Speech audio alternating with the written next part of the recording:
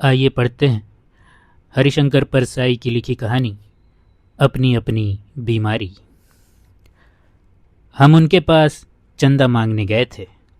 चंदे के पुराने अभ्यासी का चेहरा बोलता है। वे हमें भांप गए, हम भी उन्हें भांप गए। चंदा मांगने वाले और देने वाले एक दूसरे के शरीर की गंध बखूबी पहचानते हैं। लेने वाला गंध से जान लेता है कि यह देगा या नहीं। देने वाला भी मांगने वाले के शरीर की गंध से समझ लेता है कि यह बिना लिए टल जाएगा या नहीं। हमें बैठते ही समझ में आ गया कि ये नहीं देंगे। वे भी शायद समझ गए कि ये टल जाएंगे। फिर भी हम दोनों पक्षों को अपना कर्तव्य तो निभाना ही था।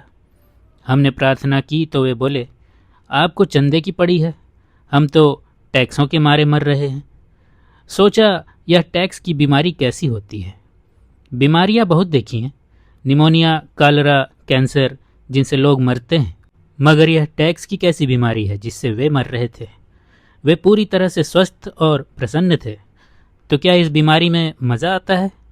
यह अच्छी लगती है जिससे बीमार तगड़ा हो जाए। इस बीमारी से मरने में कैसा लगता होगा? अजीब रोग है यह। चिकित्सा विज्ञान में इसका कोई इलाज नहीं है। बड़े से बड़े डॉक्टर को दिखाइए और कहिए यह आदमी टैक्स से मर रहा है, इसके प्राण बचा लीजिए। वह कहेगा इसका हमारे पास कोई इलाज नहीं है। लेकिन इसके भी इलाज करने वाले होते हैं, मगर वे एलोपैथी या होम्योपैथी पढ़े नहीं होते। इसकी चिकित्सा पद्धति अलग है। इस देश में कुछ लोग टैक्स की बीमारी से मरते हैं और काफ़ी लोग भूखमरी से। टैक्स की बीमारी की विशेषता यह है कि जिसे लग जाए वह कहता है हाय हम टैक्स से मर रहे हैं, और जिसे न लगे वह कहता है हाय हमें टैक्स की बीमारी ही नहीं लगती। कितने लोग हैं कि जिनकी महत्वाकांक्षा होती है कि टैक्स की बीमारी से मरें, पर मर जाते हैं निमोनिया से। हमें उन पर दया आई। सोचा कहें कि प्रॉपर्टी समेत यह बीमारी हमें दे दीजिए, पर वे नहीं देते। यह कमबख्त बीमारी ही ऐसी है कि जिसे लग जाए उसे प्यारी हो जाती है। मुझे उनसे ईर्ष्या हुई। मैं उन जैसा ही बीमार होना चाहता हूँ, उनकी तरह ही मरना चाहता हूँ। कितना अच्छा होता अगर शोक समाचार यूँ छपता। बड़ी प्रसन्नता की बात है कि हिंदी के व्यंग्य लेखक हरिशंकर परसाई टैक्स की बीमारी से मर गए। वे हिंदी के प्रथम लेखक हैं जो इस बीमारी से मरे। इस घटना से समस्त हिंदी संसार गौरवान्वित है। आशा है आगे भी लेखक इसी बीमारी से मरेंगे, मगर अपने भाग्य में यह कहाँ। अपने भाग्य में तो टुच्ची बीमारियों से मरना लिखा है। उनका दुख देखकर मैं सोचता हूँ दुख भी कैसे कैसे होते हैं। अपना अपना दुख अलग होता है। उनका दुख था कि टैक्स मारे डाल रहे हैं। अपना दुख है कि प्रॉपर्टी नहीं है जिससे अपने को भी टैक्स से मरने का सौभाग्य प्राप्त हो। हम कुल 50 रुपया चंदा न मिलने के दुख में मरे जा रहे थे।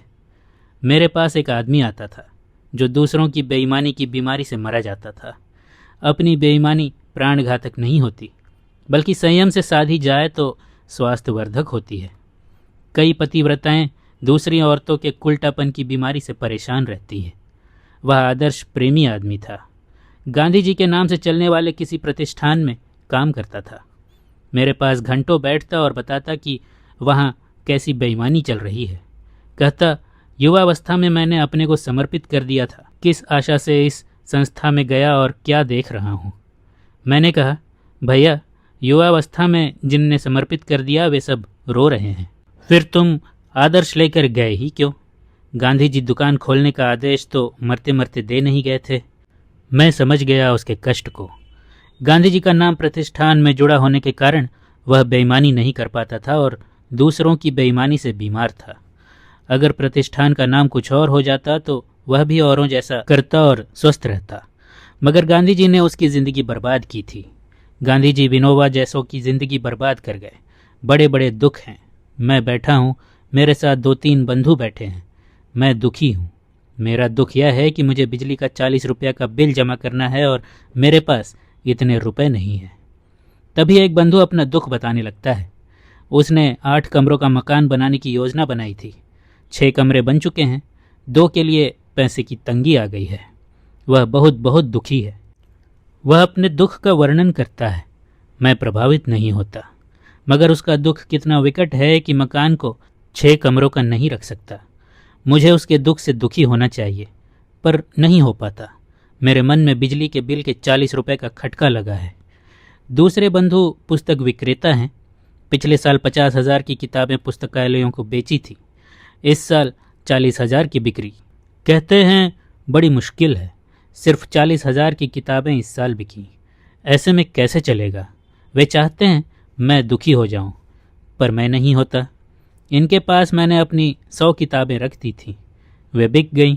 मगर जब मैं पैसे मांगता हूं तो वे ऐसे हंसने लगते हैं जैसे मैं हास्य रस पैदा कर रहा हूं। बड़ी मुसीबत है व्यंग्यकार की। वह अपने पैसे मांगे तो उसे भी व्यंग विनोद में शामिल कर लिया जाता है। मैं उनके दुख से दुखी नहीं होता। मेरे मन में बिजली कटने का खटका लगा हुआ है। तीसरे बंधु की रोटरी मशीन आ गई। अब मोनो मशीन आने में कठिनाई आ गई है।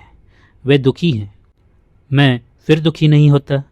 अंततः मुझे लगता है कि अपने बिजली के बिल को भूलकर मुझे इन सब के दुख में दुखी हो जाना चाहिए। मैं दुखी हो जाता हूँ। कहता हूँ क्या ट्रेजेडी है मनुष्य जीवन की कि मकान कुल 6 कमरों का रह जाता है, और कैसी निर्दय यह दुनिया है कि सिर्फ 40,000 की किताबें खरीदती है।